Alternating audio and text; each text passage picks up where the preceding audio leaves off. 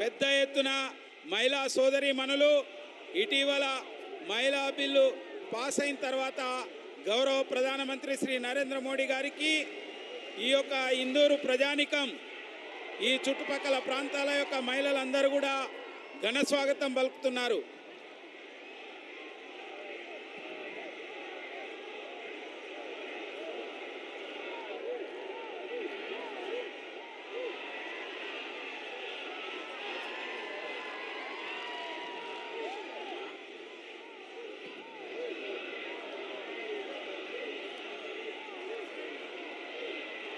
కొద్దిసేపట్లో మీ మధ్యకు రాబోతున్నారు.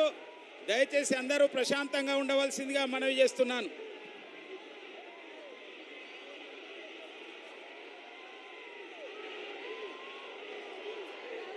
ఇంత పెద్ద ఎత్తున వేలాది మంది, 1,00,000 మంది పైగా, ఇంకా అనేక లక్ష మంది కనీసం బయట ఇక్కడికి చేరుకోలేకపోయారు. వారందరికీ కూడా స్వాగతం పలుకుతున్నాం. కానీ విని ఎరగని రీతిగా ఈ ఇందూరు జనగర్జనకు తరలి వచ్చిన యొక్క ప్రజానికానికి అందరికీ కూడా హృదయపూర్వకమైన ధన్యవాదాలు తెలియజేస్తున్నాం. ఒక జననాయకునికి, ప్రజానాయకునికి, రైతు బాంధవునికి వ్యవసాయం లాభసాటిగా చేయాలనే ఒక ఉద్దేశంతో వ్యవసాయం కోసం ఎంతనో ప్రోత్సాహం ఇస్తున్న మన భారత ప్రధానమంత్రి నరేంద్ర మోడీ గారికి స్వాగతం పలుకుతున్న రైతు సోదరులందరికీ కూడా హృదయపూర్వకమైన ధన్యవాదాలు తెలియజేస్తున్నాం.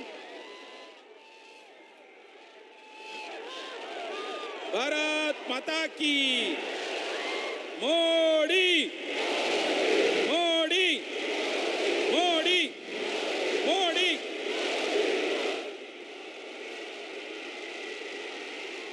ఇంతటి జన నిరాజనం మధ్యన తరలి వస్తున్న ప్రధానమంత్రి నరేంద్ర మోడీ గారికి స్వాగతం, సుస్వాగతం. మోడీ మోడీ మోడీ మోడీ మోడీ మోడీ. ఇసుక వేస్తే రాలనంత యొక్క ప్రజానికం పెద్ద ఎత్తున స్వాగతం పలుకుతున్నది.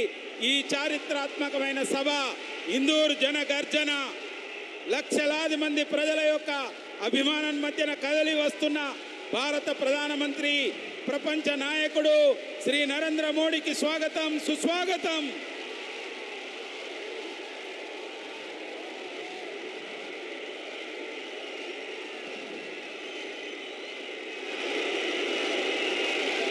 మహిళలే కాదు, పెద్ద ఎత్తున రైతాంగ సోదరులు సైతం తరలి వచ్చారు. పసుపు రైతులు, మరి ఇతర రైతులందరూ కూడా వారు పుష్పాలతోని మన భారత ప్రధానమంత్రికి స్వాగతం పలుకుతున్నారు. వారందరికీ కూడా ధన్యవాదాలు తెలియజేస్తున్నాం.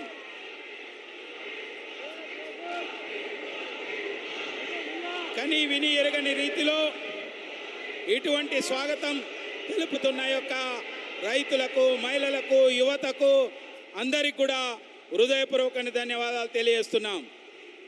గిరిజన యూనివర్సిటీ సాధించిన యొక్క గిరిజన సోదరీమణులు సైతం పెద్ద ఎత్తున తరలి వచ్చి ప్రధానమంత్రికి స్వాగతం పలుకుతున్నందుకు వారికి ధన్యవాదాలు తెలియజేస్తున్నాం. భారత్ మాతా కీ, నరేంద్ర మోడీ నాయకత్వం. మోడీ మోడీ మోడీ మోడీ.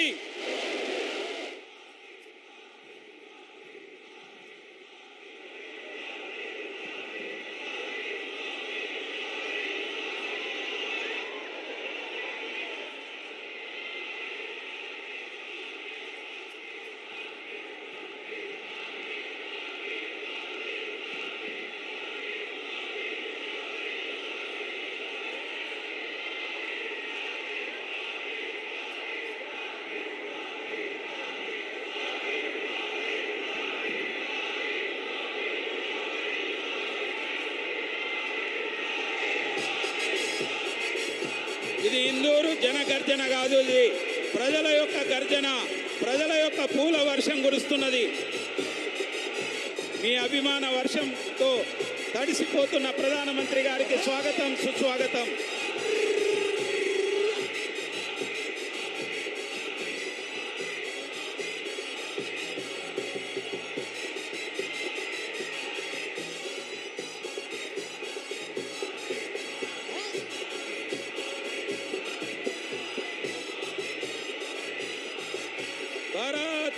की नरेंद्र मोदी नायकत्वम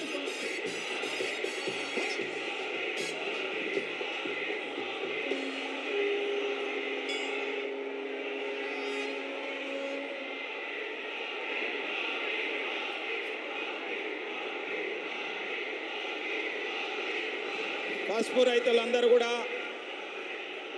ప్రధానమంత్రికి స్వాగతం పలకడం కోసం సిద్ధమయ్యారు. వారందరికీ కూడా హృదయపూర్వక ధన్యవాదాలు తెలియజేస్తున్నాం. పసుపు రైతుల కోసం మొదటిసారిగా దేశంలో నేషనల్ టర్మరిక్ బోర్డు ఏర్పాటు చేసి మీ యొక్క ఇది పసుపు కాదు పచ్చ బంగారం అని, ఆ బంగారం ప్రతి ఒక్కరి ఇంట్లో మరి సిరుల పంటై నిలవాలని కోరుకున్న వ్యక్తి మన భారత ప్రధానమంత్రి నరేంద్ర మోడీ గారు. రైతు బాంధవుడు, కిసాన్ సన్మాన్, ఉచిత ఎరువుల సబ్సిడీ, మరి వ్యవసాయం యొక్క మద్దతు ధర, పసుపు బోర్డు, ఇటువంటి అనేక యొక్క చర్యల ద్వారా రైతు బాంధవుడని, రైతుల యొక్క పక్షపాతిగా నరేంద్ర మోడీ గారు ఇవాళ నిలిచారని చెప్పి మనవి చేస్తున్నాను.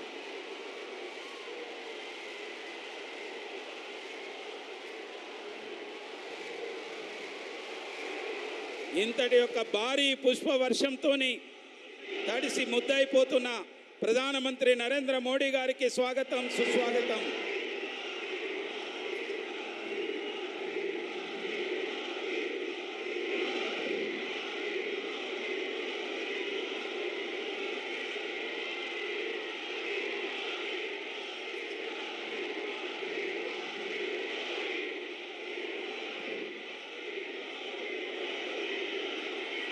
భారత్ మాతా కీ నరేంద్ర మోడీ నాయకత్వం.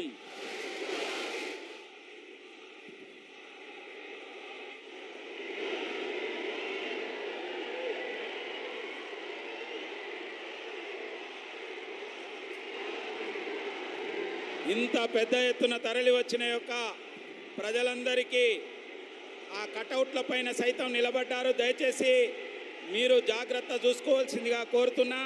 ఇక్కడ ఒకవైపు సౌండ్ బాక్సుల దగ్గర కూడా అనేక మంది సోదరులు నిలబడ్డారు. దయచేసి జాగ్రత్తగా ఉండవలసిందిగా నేను కోరుతున్నాను.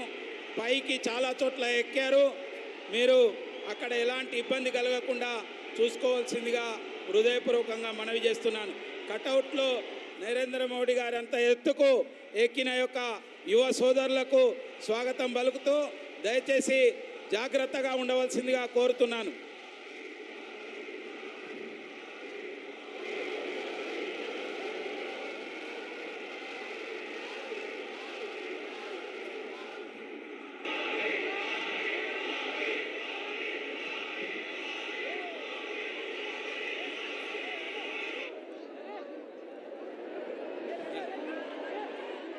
భారీ వర్షం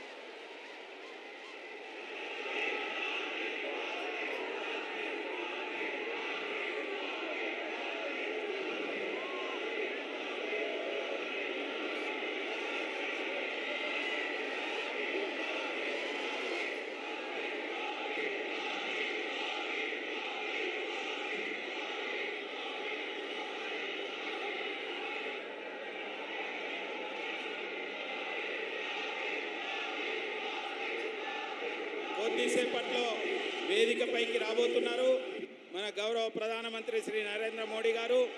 మీ యొక్క అభిమానంతో ఈ ప్రాంతం ఏరులై పారుతున్నది.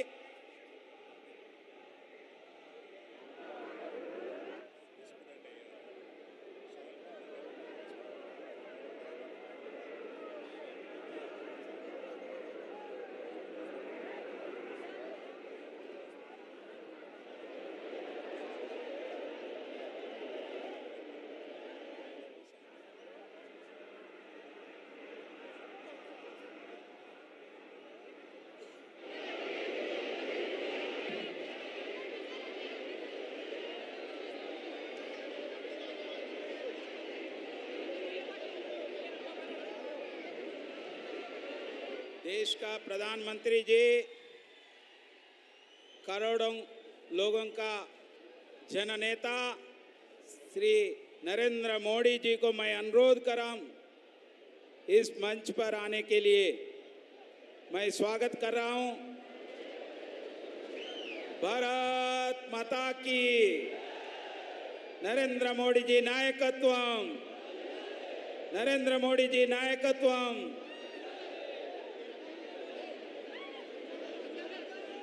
వారు వేదికపైకి వచ్చిన తర్వాత ఒక్కసారి అందరూ కూడా పూర్తి స్థాయిలో మీ రెండు చేతులెత్తి వారికి స్వాగతం పలకవలసిందిగా నేను కోరుతున్నాను।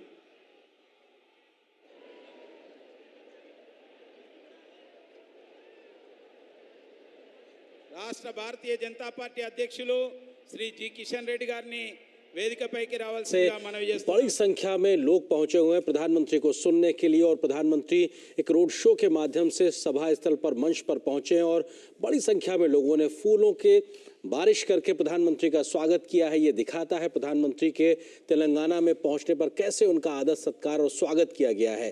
लोग लगातार फूलों की वर्षा कर रहे थे। जिस रास्ते से प्रधानमंत्री का वाहन गुजरा है वहां पे लगातार फूल ही फूल दिखाई पड़ रहे हैं और प्रधानमंत्री ने भी सभी का दोनों हाथ हिलाकर अभिवादन स्वीकार किया। पुरुष, महिलाएं, बच्चे, तमाम लोग सभा स्थल पर नजर आए और प्रधानमंत्री की गाड़ी के आगे पारंपरिक वेशभूषा में महिलाएं नाचती नृत्य करती नजर आई और निश्चित तौर से ये एक अपने आप में एक बहुत बड़ी जनसभा के तौर पर। और प्रधानमंत्री ने भी अब से कुछ देर पहले जब 8,000 करोड़ रुपए की विकास सौगातें तेलंगाना को सौंपी तो उन्होंने कहा कि आगे कुछ ही दूर पे खुला मैदान है, खुलकर बात होगी। तो निश्चित तौर से खुलकर बात होगी, यानी तमाम राजनीतिक बात भी होगी। किस प्रकार से तेलंगाना को लेकर प्रधानमंत्री मोदी और उनकी सरकार ने राज्य को विकास सौगातें दी हैं उसका जिक्र भी होगा। तो कैसे राज्य सरकार के माध्यम से बात को आगे बढ़ाया जा रहा है इसको लेकर भी प्रधानमंत्री निश्चित तौर से अपनी बात रख सकते हैं और तेलंगाना के विकास को लेकर कैसे आगे तमाम प्रयास किए जाएंगे उसका जिक्र भी प्रधानमंत्री के संबोधन में हो सकता है। लेकिन यहाँ पर जिस तरीके से प्रधानमंत्री का स्वागत किया गया वो अपने आप में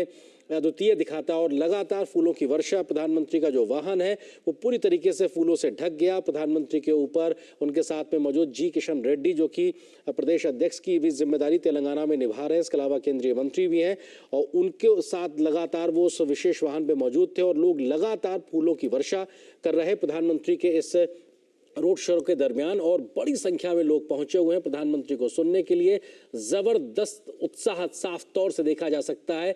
लोग एक झलक पाने के लिए उत्साहित नजर आ रहे हैं प्रधानमंत्री मोदी की और लोग अपने फोन में तस्वीरें कैद कर लेना चाहते हैं। और प्रधानमंत्री ने भी हर एक व्यक्ति को उनके अभिवादन को स्वीकार करते हुए दोनों तरफ दोनों हाथ हिलाकर उनका अभिवादन स्वीकार करते हुए। तो निश्चित तौर से तेलंगाना के लिहाज से अगर बात की जाए तो आज का बड़ा दिन, क्योंकि प्रधानमंत्री ने बिजली, रेल और स्वास्थ्य जैसी तमाम बड़ी परियोजनाओं को लेकर लगभग 8,000 करोड़ रुपए की परियोजनाओं की एक शुरुआत की है, विकास की सौगात दी है, जो इस पूरे राज्य के लोगों के लिए अपने आप में एक बड़ी राहत की बात, खुशी की बात। क्योंकि अगर स्वास्थ्य के क्षेत्र की बात की जाए तो निश्चित तौर से हर आम खास के लिए बेहतर सुविधाएं प्रदान करना प्रधानमंत्री मोदी की सरकार की एक प्राथमिकता में रहा है। इसी तरह कनेक्टिविटी पर भी बहुत फोकस नजर आ रहा है और तेलंगाना सुपर थर्मल पावर परियोजना के फेज 1 जिसकी लगभग 800 मेगावाट की इकाई आज प्रधानमंत्री ने राष्ट्र को समर्पित की है। तो अपने आप में ऊर्जा सुरक्षा को लेकर भी लगातार जिस तरह से केंद्र सरकार काम कर रही है उसके बढ़ते कदम को दिखाता है।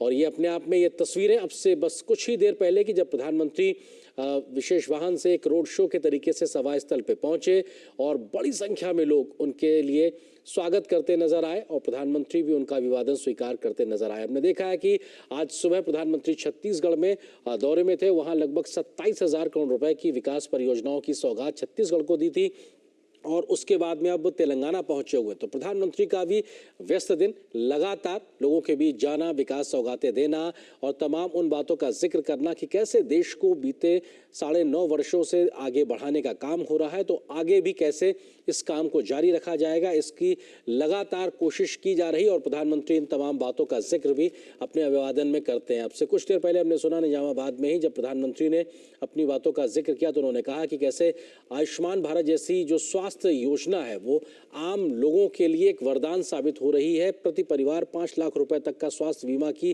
दुनिया की सबसे बड़ी योजना के माध्यम से देश के गरीब परिवारों तक बेहतर स्वास्थ्य सुविधाओं को पहुंचाने का काम किया गया है। तो ये अपने आप में बताता है कि कोई भी राज्य हो, किसी भी क्षेत्र के लोग हों, किसी भी वर्ग के लोग हों, हर एक तक समान रूप से ये योजनाएं बिना किसी भ्रष्टाचार के पारदर्शी तरीके से हर संभव लाभार्थी तक पहुंच रही है जो इसका हकदार है। और यही बात का जिक्र प्रधानमंत्री ने भी किया। कनेक्टिविटी के लिहाज से अगर बात की जाए तो तमाम परियोजनाओं की आज प्रधानमंत्री ने शुरुआत की है और कनेक्टिविटी के लिहाज से रेलवे के माध्यम से कई योजनाओं को आज जो शुरुआत हुई है उससे एक बेहतर आवागमन की सुविधा तेलंगाना के लोगों को मिलती नजर आएगी। और साथ ही साथ ऊर्जा सुरक्षा के लिहाज से भी राज्य की जो ज़रूरतें हैं, चाहे वो घरेलू ऊर्जा ज़रूरतें हों या फिर व्यावसायिक ऊर्जा ज़रूरतें हों, उसके लिहाज से एक बड़ा दिन थर्मल पावर परियोजना के माध्यम से फेज़ 1 की इकाई जो कि 800 मेगावाट की क्षमता रखती है और इसके बाद भी ये सिलसिला आगे चलता रहेगा। ये तस्वीरें निजामाबाद की जहां पे बड़ी संख्या में, हजारों की संख्या में लोग पहुंचे हुए हैं प्रधानमंत्री को सुनने के लिए।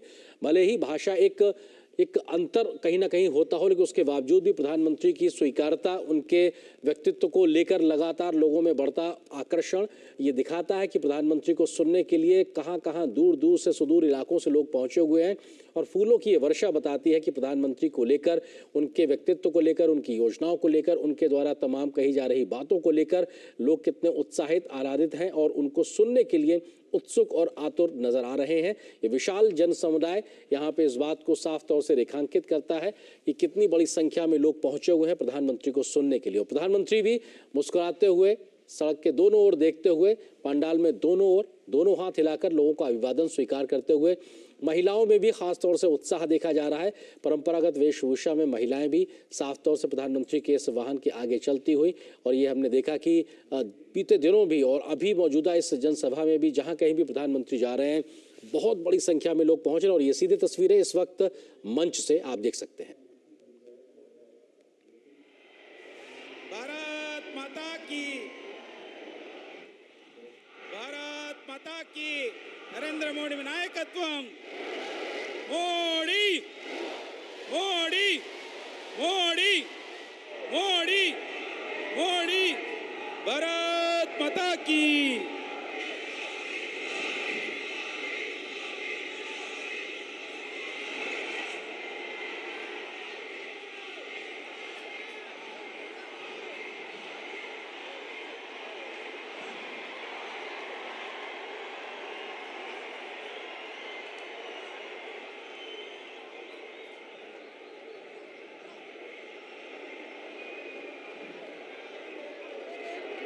हमारा केंद्रीय मंत्री जी, प्रांत का भारतीय जनता पार्टी अध्यक्ष श्री जी किशन रेड्डी जी को मैं अनुरोध करना हूं स्वागत करने के लिए।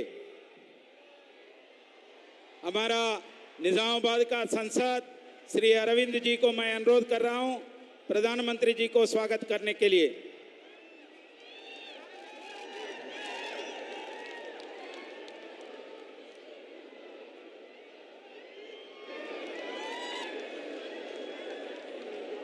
పసుపు దండతోని వారికి స్వాగతం పలుకుతున్నారు.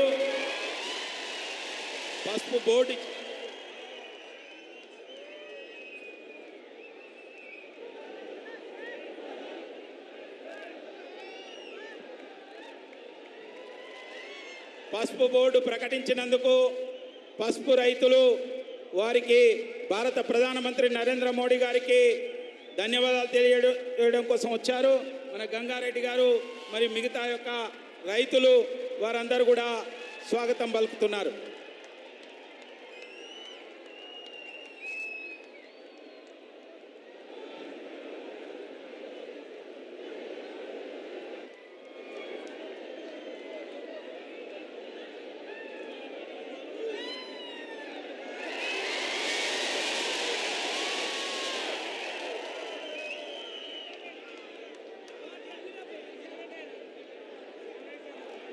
भारत माता की।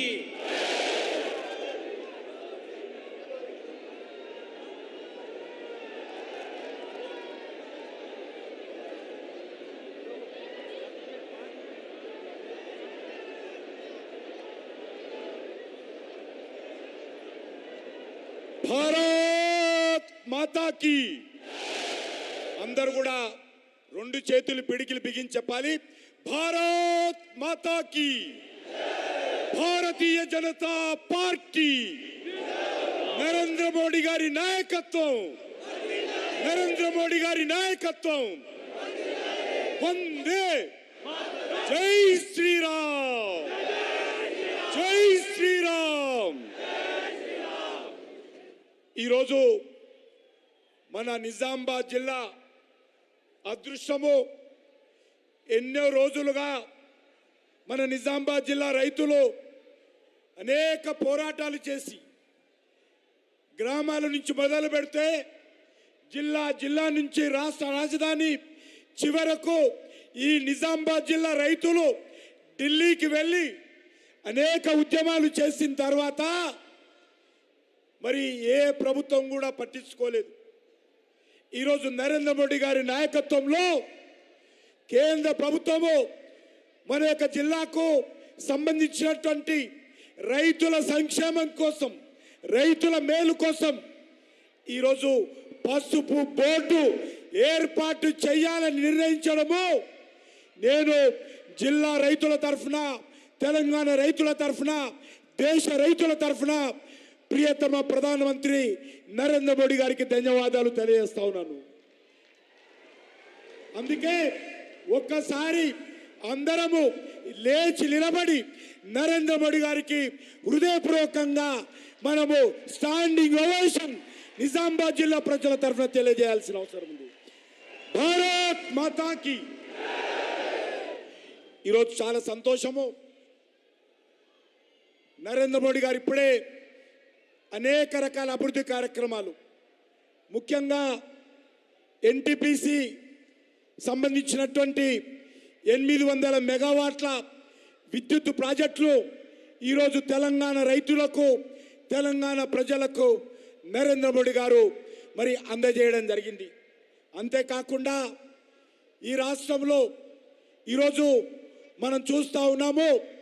మొన్నటి రోజు మరి పాలమూరు గడ్డ మీద ఇదే విధంగా అద్భుతమైనటువంటి మహాసభ, అద్భుతమైనటువంటి బహిరంగ సభ, అద్భుతమైనటువంటి పాలమూరు ప్రజాగర్జన అక్కడ జరగడం జరిగింది. ఈరోజు మన యొక్క నిజామాబాద్ పాలమూరు తర్వాత నిజామాబాద్లో ఈరోజు కూడా ఒకరోజు గ్యాప్తో ఈ బహిరంగ సభ జరిగింది. నేను మీ అందరినీ కోరుతా ఉన్నాను, వచ్చే నెల 15 రోజుల్లో 2 నెలల్లో మనకు శాసనసభ ఎన్నికలు జరగనున్నాయి. ఎంతో పోరాటం చేసి, త్యాగాలు చేసి తెచ్చుకున్నటువంటి తెలంగాణ ఈరోజు ఒక కుటుంబం పాలైంది. అందుకే ఈరోజు తెలంగాణ ప్రజలందరూ కూడా సాలు కేసీఆర్, సెలవు కేసీఆర్ అనేటువంటి ఆలోచనతో ఈరోజు ప్రజలందరూ కూడా నరేంద్ర మోడీ గారి నాయకత్వంలో తెలంగాణ గడ్డ మీద ఒక భారతీయ జనతా పార్టీ కాషాయ జెండా ఎగరేయాలని నిర్ణయించుకున్నారు. చాలా రకాలుగా మాట్లాడుతూ ఉన్నారు. ఒక్కసారి మాట్లాడుతున్న వాళ్ళందరినీ కూడా పాలమూరు సభ చూడాల్సిందిగా, ఈ యొక్క ఇందూరు సభ చూడాల్సిందిగా కోరుతా ఉన్నాను. ఈరోజు ఈ రాష్ట్రంలో రాష్ట్ర ప్రజలు కోరుకుంటున్నది కాంగ్రెస్ పార్టీని కాదు. ఈ రాష్ట్ర ప్రజలు కోరుకుంటున్నది బీఆర్ఎస్ పార్టీని కాదు. ఈ రాష్ట్ర ప్రజలు కోరుకుంటున్నది సోనియా కుటుంబాన్ని కాదు. ఈ రాష్ట్ర ప్రజలు కోరుకుంటున్నది కేసీఆర్ కుటుంబాన్ని కాదు. ఈ రాష్ట్ర ప్రజలు కోరుకుంటున్నది తెలంగాణ ప్రజల యొక్క ఆకాంక్షలు నెరవేర్చేటువంటి భారతీయ జనతా పార్టీ ప్రభుత్వాన్ని కోరుకుంటున్నారు. నరేంద్ర మోడీ గారి నాయకత్వంలో తెలంగాణలో కాషాయ జెండా గోల్కొండ మీద ఎగరాలని కోరుకుంటున్నారు. మీరు ఎన్ని తప్పుడు ప్రచారాలు చేసినా, ఎంత తప్పుడు ఆరోపణలు చేసినా ఈరోజు తెలంగాణ ప్రజలు భారతీయ జనతా పార్టీని ఆశీర్వదించాలని సిద్ధంగా ఉన్నారు.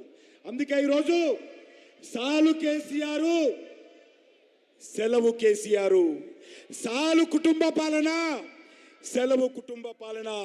అందుకే మనవి చేస్తున్నాను, కాంగ్రెస్ కు ఓటు, బీఆర్ఎస్ కు మాత్రమే సీట్లు అవుతాయి.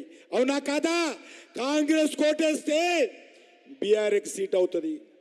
అందుకే ఈరోజు కేసీఆర్ గారు, ఈరోజు కాంగ్రెస్ పార్టీ ఒక పథకం ప్రకారము మజ్లిస్ పార్టీతో కలిసి కుమ్ముక్కై ఈరోజు భారతీయ జనతా పార్టీని ఒక ప్రత్యామ్నాయ శక్తిగా ఎదగకుండా అనేక రకాల తప్పుడు ప్రచారం చేస్తూ ఉన్నారు. అందుకే మీ అందరిని కోరుతా ఉన్నాను, ఈరోజు భారతీయ జనతా పార్టీని బలపరచాల్సిందిగా, భారతీయ జనతా పార్టీ నాయకత్వాన్ని అండగా ఉండాల్సిందిగా మీ అందరిని కోరుకుంటూ, ఖచ్చితంగా రానున్న రోజుల్లో ఈ యొక్క కేసీఆర్ ప్రభుత్వానికి చరమ గీతం పాడతాము, కమలం పువ్వు జెండా ఎగరేస్తాము. ఈ యొక్క రెండు పార్టీలు ఏవైతే కేసీఆర్ కానీ లేకపోతే కాంగ్రెస్ పార్టీ కానీ ఒక అవినీతి పార్టీలు, కుటుంబ పార్టీలు, ఈ రెండు పార్టీలకు బుద్ధి చెప్పాల్సిన అవసరం ఉంది. ఈ రెండు పార్టీలు ఖచ్చితంగా ఈ రాష్ట్రంలో ఏదైతే భారతీయ జనతా పార్టీని బురద జల్లే ప్రయత్నం చేస్తూ ఉన్నారో, తెలంగాణ ప్రజల ఆశీస్సులతో నరేంద్ర మోడీ గారి నాయకత్వంలో బీజేపీ జెండా ఎగరాలని కోరుకుంటూ సెలవు తీసుకుంటున్నాను. ఇంత పెద్ద ఎత్తున వచ్చినటువంటి నిజామాబాద్ జిల్లా రైతులకు, నిజామాబాద్ జిల్లా యువకులకు, నిజామాబాద్ జిల్లా అక్కలకు, చెల్లెళ్లకు మరొకసారి ధన్యవాదాలు తెలియజేస్తూ సెలవు తీసుకుంటున్నాను. భారత్ మాతాకి. भारत माता की, नरेंद्र मोदी जी नायकत्वम. Honourable prime minister of India, our superstar Shri Narendra Modi ji से मैं अनुरोध कर रहा हूं इस विशाल सभा के संबोधित करने के लिए.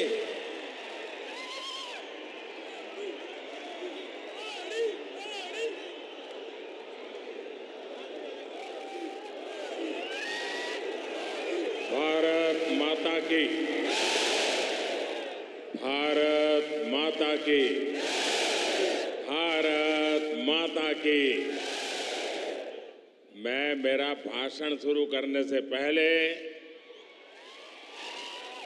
ये नन्ही सी गुड़िया भारत मां का रूप लेके आई है. मेरी तरफ से बहुत बहुत अभिनंदन बेटा, शाबाश.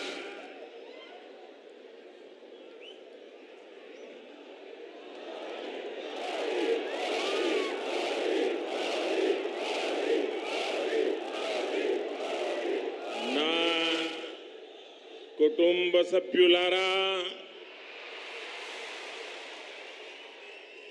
आज मुझे तेलंगाना के लोगों को 8,000 करोड़ रुपए से अधिक की परियोजनाओं का उपहार देने का सौभाग्य मिला है. एनटीपीसी के आधुनिक पावर प्लांट से तेलंगाना के औद्योगिक विकास को एक नई गति, तेज गति मिलने वाली है.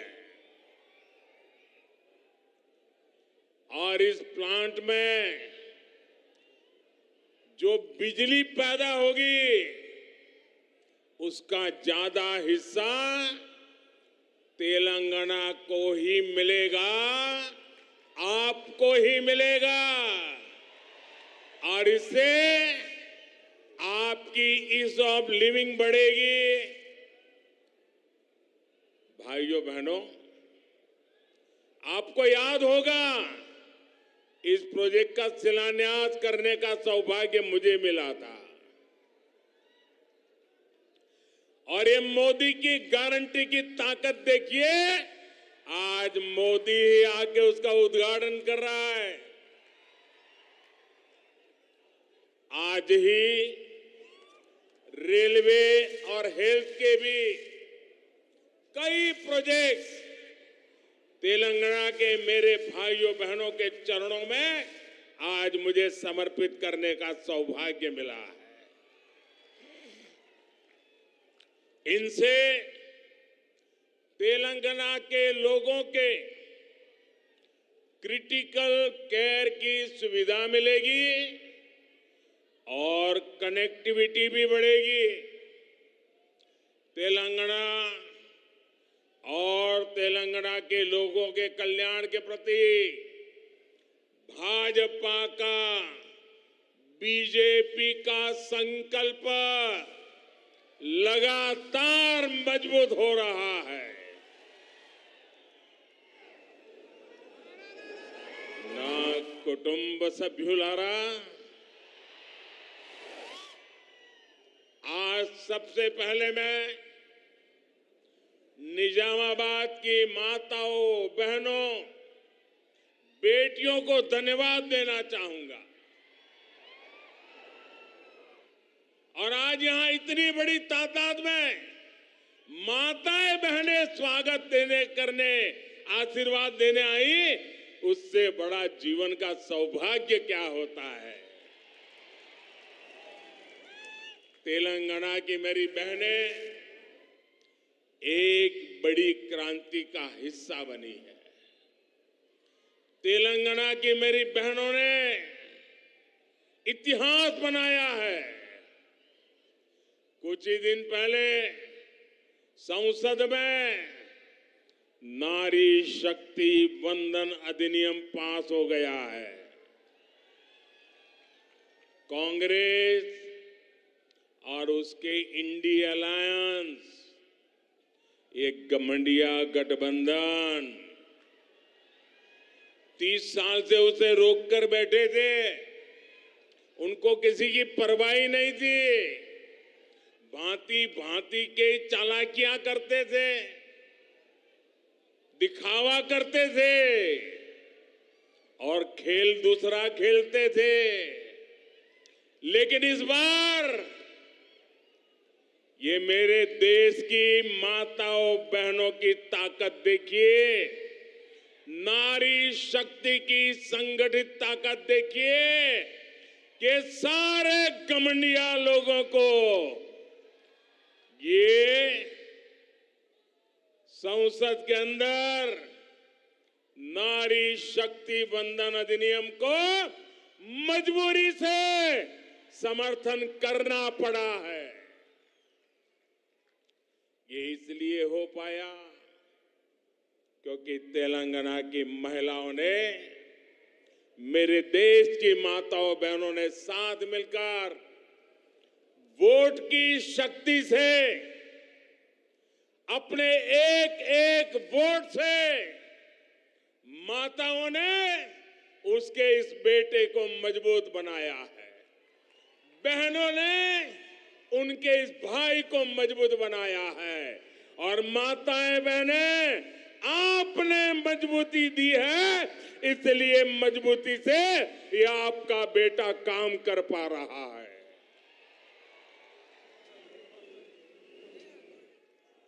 నా కుటుంబ సభ్యులారా, तेलंगाना वो राज्य है जिसने देश के विकास में हमेशा अपना योगदान दिया है। आप भारत की प्रगति के आधार है। तेलंगाना में चारों तरफ टैलेंट ही टैलेंट है। जब दुनिया में इतनी बड़ी कोरोना महामारी आई तो तेलंगाना ने भी वैक्सीन बनाकर पूरी दुनिया में भेजी। तेलंगाना के लोगों में विकास की जो एस्पिरेशन है, उसे मैं भली भांति समझ सकता हूं। अभी मैं देख रहा था, क्या वाइब्रेंसी थी, क्या ऊर्जा थी, क्या जुनून था। मेरे साथियों, आपको 100 सलाम।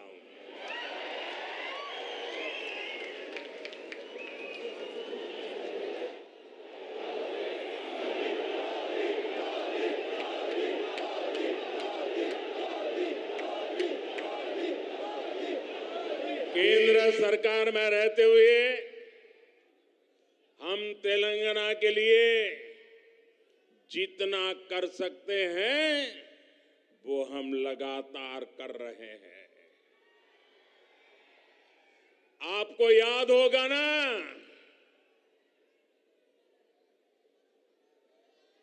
हम लोगों ने निजाम की हुकूमत, देश तो आजाद हुआ था, लेकिन हमारा ये हैदराबाद और ये सारा इलाका आजाद नहीं हुआ था। निजाम अड़ंगे लगा करके बैठा था कि नहीं बैठा था? बैठा था कि नहीं बैठा था?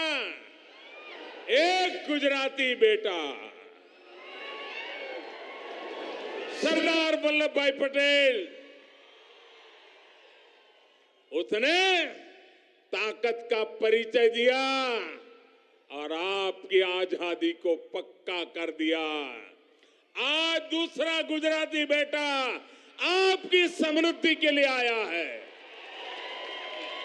आपके विकास के लिए आया है, आपकी बढ़ाई के लिए आया है। हमने तेलंगाना में नेशनल हाईवेज, नई रेल लाइनों, नए अस्पतालों का निर्माण किया है। भाजपा सरकार ने यहां बीआरएस सरकार को तेलंगाना के विकास के लिए भारी धनराशि भी दी है, लेकिन दुर्भाग्य से बीआरएस ने तेलंगाना के लोगों के लिए भेजा जो पैसा भेजा ना, उसमें भी लूट चलाई। लूट सके तो लूट, यही उनका मंत्र है।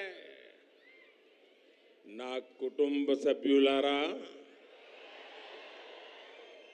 भारत जैसे लोकतंत्र देश में प्रजा का महत्व होना चाहिए, परिवारवादियों का नहीं। और इन्होंने तो लोकतंत्र को लूट तंत्र बना दिया है, प्रजातंत्र को परिवार तंत्र बना दिया है। तेलंगाना के निर्माण के लिए हजारों परिवार संघर्ष करते करते तबाह हो गए। अनेकों नौजवानों ने बलिदान दिया, माताएं बहनों ने मुसीबतें झेली, लेकिन एक परिवार ने सब कुछ कब्जा कर लिया और उन परिवारों को कोई पूछने वाला नहीं है। तेलंगाना में बस एक ही परिवार ने यहां के लाखों परिवारों के सपनों पर कब्जा कर लिया है। वर्तमान तेलंगाना में या तो केसीआर खुद है, या उनके बेटे हैं, या उनकी बेटी है, या उनके भतीजे हैं, या उनके भांजे हैं, या चाहे उनके ससुराल वाले हैं। कोई बचा ही नहीं है, बस यही काम, लूटो। क्या आपने कभी सोचा है कि वो कैसे आपके एक वोट का उपयोग केवल अपने परिवार को अमीर बनाने में कर रहे हैं? इन लोगों ने तेलंगाना में भाई भतीजावाद और भ्रष्टाचार को बढ़ावा दिया है। ना कुटुंब सभ्युलारा, परिवारवाद का सबसे बड़ा नुकसान देश के युवा को उठाना पड़ता है। जब पूरा सिस्टम एक परिवार की सेवा में लगा रहता है, तब वो परिवार सिस्टम में टॉप से लेकर बॉटम तक उन्हीं लोगों की भर्ती करता है जो उनके करीबी हो। तेलंगाना के नौजवानों को वो अवसर नहीं मिलता है। फिर किसी भी महत्वपूर्ण पद पर तेलंगाना के तेजस्वी युवा को भी कोई मौका नहीं मिल पाता है। इन लोगों से अलग बीजेपी एक ऐसी पार्टी है जो किसी विशेष परिवार के बजाय सामान्य मानवी और उसके परिवार के लिए काम करती है। ना कुटुंब सभ्युलारा, तेलंगाना के लोगों को ये कांग्रेस से भी बहुत सावधान रहने की जरूरत है। ये तो बड़े खिलाड़ी हैं, इनको देश समाज कुछ लेना देना ही नहीं है। और पूरा हिंदुस्तान कांग्रेस को नकार चुका है, नकार चुका है। और आप तो जानते हैं, कांग्रेस जिस राज्य में से एक बार जाती है, फिर उसका सरकार में वापस आना बहुत मुश्किल हो जाता है। और इसलिए कांग्रेस की कोशिश किसी भी तरह वोटों का बंटवारा करने का कॉन्ट्रैक्ट लिया है और बीआरएस कांग्रेस को वोटों का बंटवारा कराने के लिए तिजोरी खुली करके बैठ गई है। पर्दे के पीछे खेल चल रहा है, बैकडोर एंट्री ये बीआरएस और कांग्रेस की भरपूर चल रही है। इसके लिए वो राज्य की अन्य कमजोर पार्टियों को अपना सहारा बना रहे हैं। आज जब तेलंगाना में बीआरएस की हार तय है, बीआरएस का पराजय तय है, बीआरएस का जाना तय है, तो कांग्रेस ने पर्दे के पीछे बीआरएस से गठबंधन कर लिया है।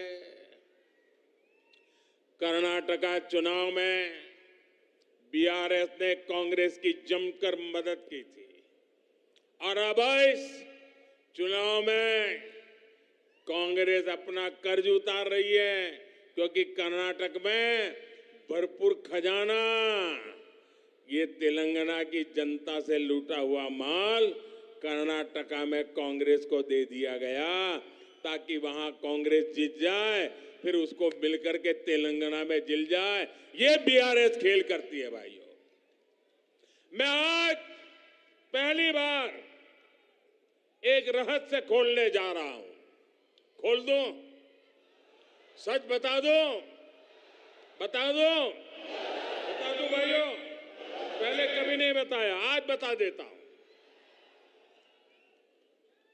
और मेरे पत्रकार मित्रों से भी कहता हूं, जांच करवा लेना। 100% सच्चाई बताने आया हूं मैं आज। जब हैदराबाद म्युनिसिपल कॉरपोरेशन का इलेक्शन हुआ, भारतीय जनता पार्टी 40-45 सीटें जीत करके आ गई। 48 किसी को बहुमत नहीं मिला। केसीआर को सपोर्ट की जरूरत थी। और आपने देखा होगा, हैदराबाद कॉरपोरेशन के चुनाव के पहले वो एयरपोर्ट में पूरी फौज लेकर के मेरा स्वागत करने के लिए आते थे, बढ़िया बढ़िया माला पहनाते थे, बहुत सम्मान करते थे। याद है ना? फिर क्या हुआ भाई? अचानक बंद हो गए। अचानक इतना गुस्सा क्यों निकल रहा है? इसका कारण यह है कि हैदराबाद के चुनाव के बाद, ये भी तारीख चेक कर ले मीडिया वाले, वो दिल्ली मुझे मिलने आए, बहुत बढ़िया मुझे शाल उड़ाई, बहुत मुझे आदर किया, और इतना प्यार दिखाया, ये केसीआर के कैरेक्टर में ही नहीं है। और फिर मुझे कहने लगे कि आपके नेतृत्व में देश प्रगति कर रहा है,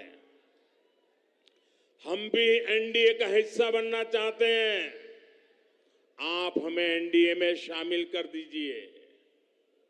मैंने कहा आगे क्या? बोले हैदराबाद में म्युनिसिपल कॉरपोरेशन में हमारी मदद कर दीजिए।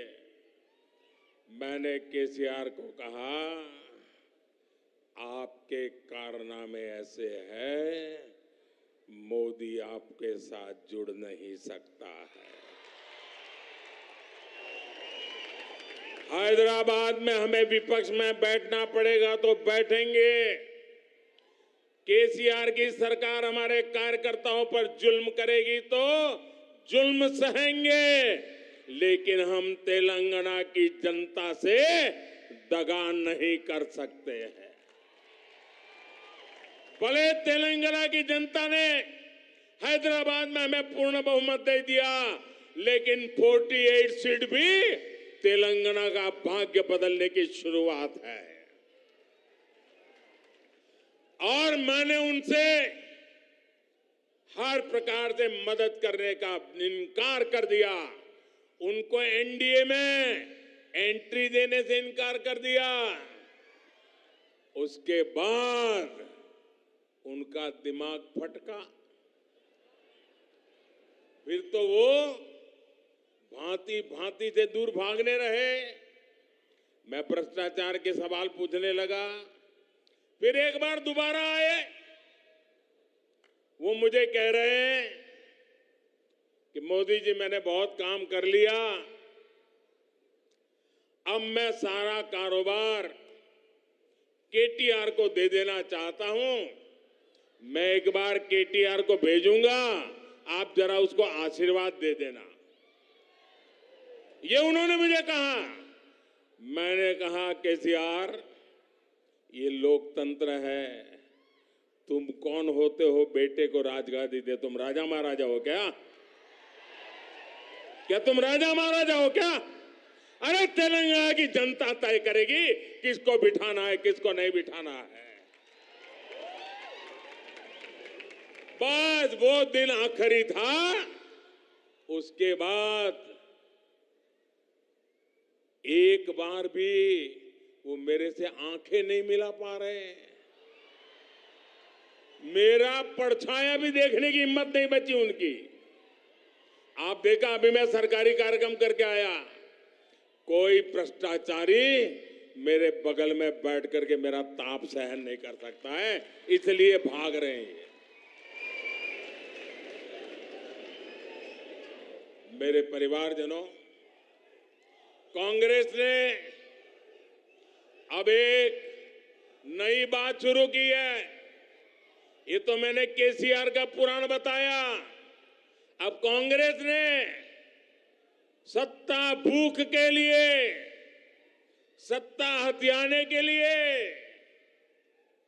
एक नई भाषा बोलना शुरू किया है, नई बातें बोलना शुरू किया है। आजकल क्या कह रहे हैं? जितनी आबादी उतना हक। मैं जरा पूछना चाहता हूं कि जिन्होंने इनको वाक्य लिख करके दिया है, उसने सोचा है क्या? जब तुम कह रहे हो तो कांग्रेस की मूलभूत नीतियों पर ही सवाल खड़ा कर रहे हो।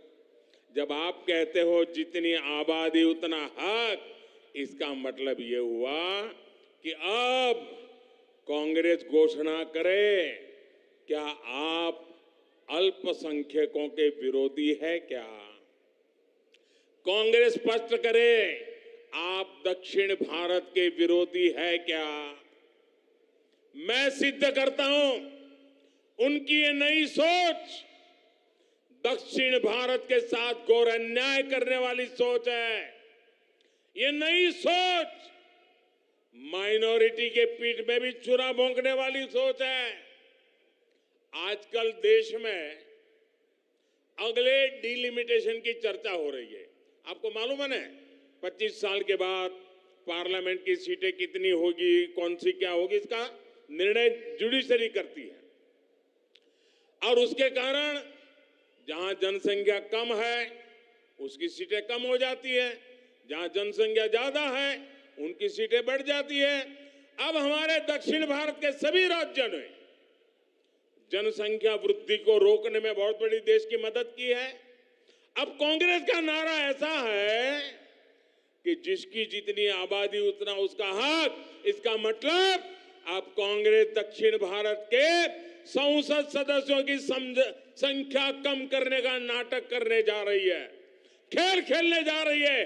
क्या दक्षिण भारत इसको स्वीकार करेगा? क्या दक्षिण भारत कांग्रेस की चाल को स्वीकार करेगा? क्या दक्षिण भारत कांग्रेस को माफ करेगा? इसी विषय पर मैं कांग्रेस के नेताओं को साफ कहता हूं, देश को मूर्ख मत बनाओ, स्पष्ट करो क्या कारण है दक्षिण भारत के राज्यों को अन्याय करने के खेल खेले जा रहे हैं। और इंडी गठबंधन के दूसरे दलों से भी मैं कहूंगा, हिम्मत है तो जरा कांग्रेस से पूछिए कि वो किस रास्ते पर जा रही है। मैं दूसरा सवाल पूछता हूं, जो कहते हैं जितनी आबादी उतना हक, मैं कांग्रेस को सवाल पूछता हूं, साउथ के अंदर खास करके तमिलनाडु में मंदिरों पर सरकार का हक है, सरकार ने कब्जा कर लिया है। मंदिरों की संपत्ति को सरकारी मिलीभगत में हड़प किया जा रहा है।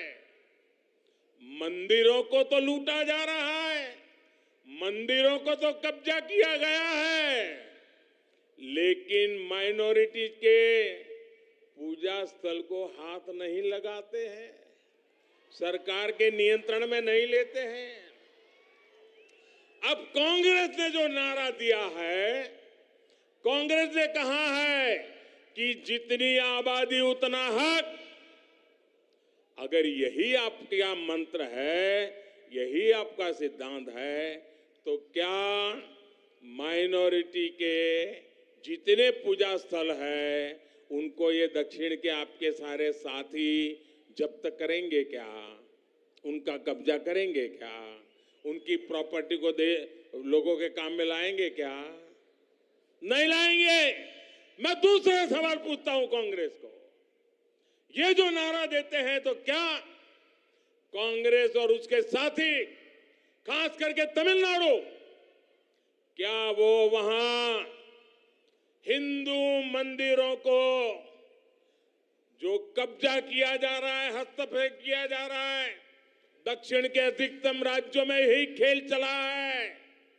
जब आप कहते हैं जितनी आबादी उतना हक, तो क्या ये हक हिंदुओं को आप वापस देंगे क्या? जवाब दीजिए। ये झूठी बातें मत करिए, लोगों को भ्रमित करने का खेल खेलना बंद कर दीजिए।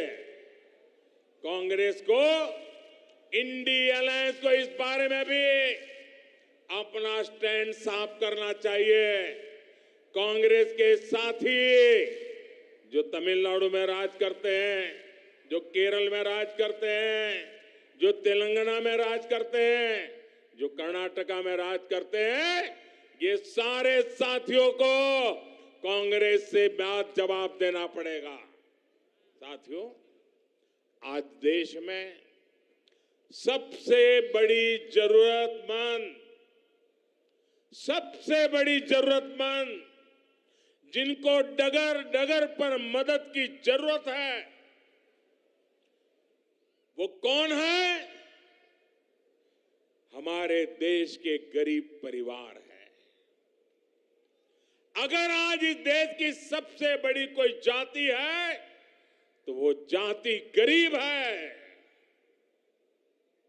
और इन गरीबों की सबसे बड़ी जाति उनकी सेवा, उनका कल्याण, उनकी प्रगति, यही सच्चा सामाजिक न्याय है। हमारी सरकार ने पिछले 9 सालों से गरीब कल्याण के लिए दिन रात मेहनत की है और इसके परिणाम भी सामने आ रहे हैं। नीति आयोग की रिपोर्ट कहती है कि 5 वर्ष में 13.5 करोड़ लोगों को गरीबी से बाहर लेने का पवित्र काम हमने किया है। और इसलिए मेरे लिए तो जाति अगर कोई है, देश की सबसे बड़ी जाति कोई है तो गरीब है। और अगर गरीब को गरीबी से बाहर निकालेंगे ना तो ये देश समृद्ध होने से कोई रोक नहीं पाएगा। और यही मोदी का सपना है, यही मोदी की गारंटी है, यही मोदी का संकल्प है और यही मोदी की साधना है, यही मोदी की तपस्या है। और मैं अन्य सभी राजनीतिक दलों से भी आज आह्वान करता हूं, हाथ जोड़ करके मैं देश के सभी राजनीतिक नेताओं को, सभी दल के मुखियाओं को, सभी पॉलिटिकल पार्टियों को कहता हूं, आइए, आजादी के 75 साल हो गए, आइए गरीबों के कल्याण पर विचार करें, गरीबों की भलाई के लिए विचार करें, गरीबों की भलाई के लिए योजनाएं बनाएं, गरीबों के उत्थान के लिए काम करें।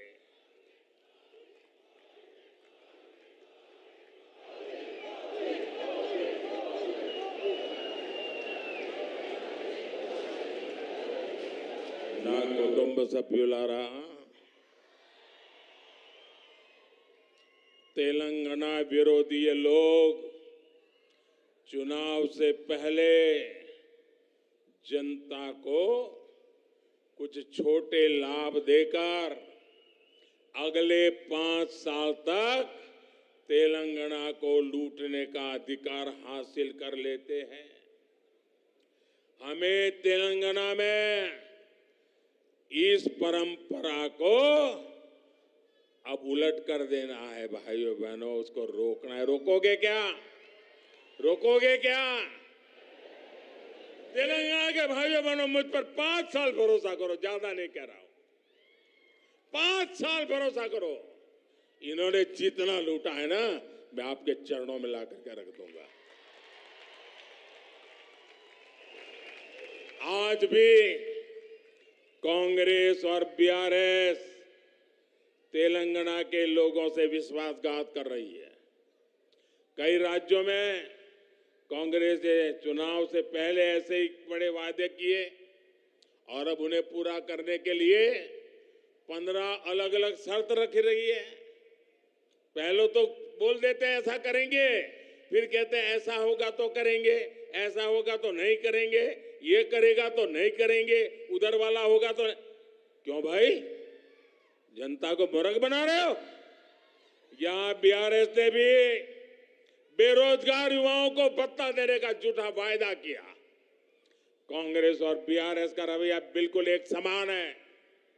चुनाव से पहले आसमानी वादे करो और चुनाव के बाद सारे वादे भूलकर अपनी तिजोरी भरो। ना कुटुंब सभ्युलारा, बीजेपी का ट्रैक रिकॉर्ड अपने वायदे पूरे करने का है।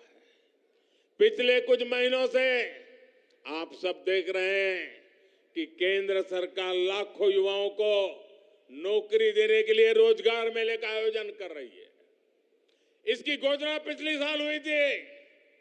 इस मेले के जरिए देश के हर कोने में लाखों युवाओं को सरकारी नौकरी के नियुक्ति पत्र, पब्लिकली नियुक्ति पत्र देने का काम हमने किया है।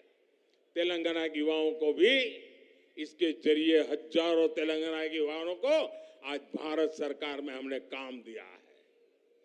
यहाँ के युवा ये देख रहे हैं कि पूरी प्रक्रिया बिना रुकावट और पारदर्शी तरीके से हुई है। तेलंगाना में से एक भी शिकायत नहीं आई कि नौकरी मिली लेकिन किसी को मोदी को पैसा पहुंचाना पड़ा, ऐसी एक घटना नहीं आई है भाइयों।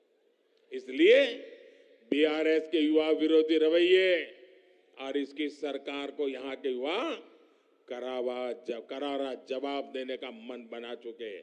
मेरी बात सही है ना? मेरी बात सही है ना? युवाओं ने तय कर लिया है ना? ये जाएगा ना?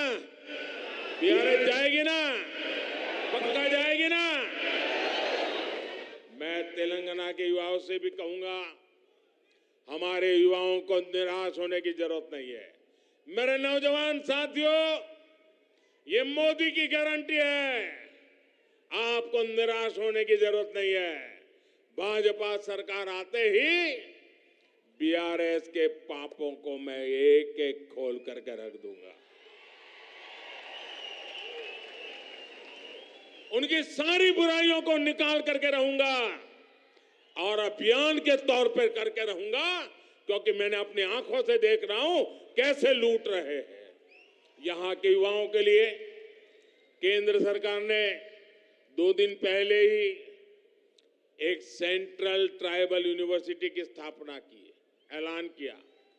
इस विश्वविद्यालय का नाम आदिवासी देवियां समक्का सारक्का के नाम पर रखा जाएगा। इस पर करीब 900 करोड़ रुपए खर्च होंगे। ना कुटुंब सभ्युलारा, तेलंगाना के किसान आज उपेक्षित महसूस कर रहे हैं। बीआरएस गवर्नमेंट ने उनके साथ फिर हर वादे को तोड़ा है। बीआरएस सरकार ने किसानों से कर्ज माफी का वादा किया पर कोई भी ठोस कदम नहीं उठाया। यहां सिंचाई परियोजनाओं को लेकर बड़ी घोषणाएं की गई, लेकिन या तो उन्हें पूरा नहीं किया गया या फिर बिना तैयार किए उनका उद्घाटन करके फोटो खिंचवाते रहे। दूसरी तरफ पिछले कुछ वर्षों में भाजपा ने न सिर्फ किसानों की मदद का वादा किया, बल्कि 40 लाख किसानों के खातों में करीब 10,000 करोड़ रुपए ट्रांसफर किए। कोई कटकी नहीं, कोई कमीशन नहीं, कोई चोरी नहीं। हमने एमएसपी बढ़ाने का वादा किया, उसे भी पूरा किया। ये मोदी की गारंटी है, पूरी करके रहता है। ना कुटुंब सभ्युलारा, हर जिले के किसी एक उत्पाद को बढ़ावा देने के लिए, उसका उत्पादन और एक्सपोर्ट बनाने के लिए केंद्र सरकार 1 डिस्ट्रिक्ट 1 प्रोडक्ट योजना चला रही है। इस योजना के तहत निजामाबाद के हल्दी को प्रमोट किया जा रहा है और हल्दी की जब बात आती है ना, मैं खास करके मेरी तेलंगाना की बहनों को आज शत नमन करना चाहता हूं। मैं तेलंगाना की किसान माताओं के चरण मेरे माथे पर लेता हूं। उस चरण रज से मैं अपने आप को एक पवित्र प्रसाद के रूप में ले रहा हूं। क्यों? क्योंकि सिर्फ तेलंगाना की माताएं बहनें हल्दी की खेती में दिवस रात मेहनत करती, इतना ही नहीं, वो खेती की पैदावार करती, ऐसा नहीं, लेकिन कोविड के समय हल्दी ने दुनिया के बहुत लोगों को राहत दी है। पूरी दुनिया में हल्दी पहुंची है। दुनिया को बीमारी से मुक्त रखने का काम ये मेरी तेलंगाना की और मेरी देश की हल्दी पैदा करने वाली माताओं बहनों ने की है, और इसलिए मैं उसे नमन करता हूं। और इसलिए महबूबनगर में ही मैंने इससे जुड़ी एक बड़ी घोषणा की है। हमने किसानों से किया एक और वादा पूरा कर दिया। हल्दी उगाने वाले किसान भाइयों के लिए, उनके विकास के लिए अब देश में नेशनल टर्मरिक बोर्ड, उसका गठन किया जाएगा। ये बोर्ड हल्दी की उपज को देश और दुनिया के अलग अलग हिस्सों में विस्तार देने में मदद करेगा। इस निर्णय का बड़ा लाभ तेलंगाना के किसानों को भी होगा। मैं एक बार फिर तेलंगाना के किसानों को, निजामाबाद के किसानों को और खास करके हल्दी के खेत में काम करने वाली मेरी लाखों माताओं बहनों को आज टर्मरिक बोर्ड के लिए बहुत बहुत बधाई देता हूं। ना कुटुंब सभ्युलारा, आप बीजेपी को एक मौका दीजिए। मुझे आपकी सेवा करने का मौका चाहिए।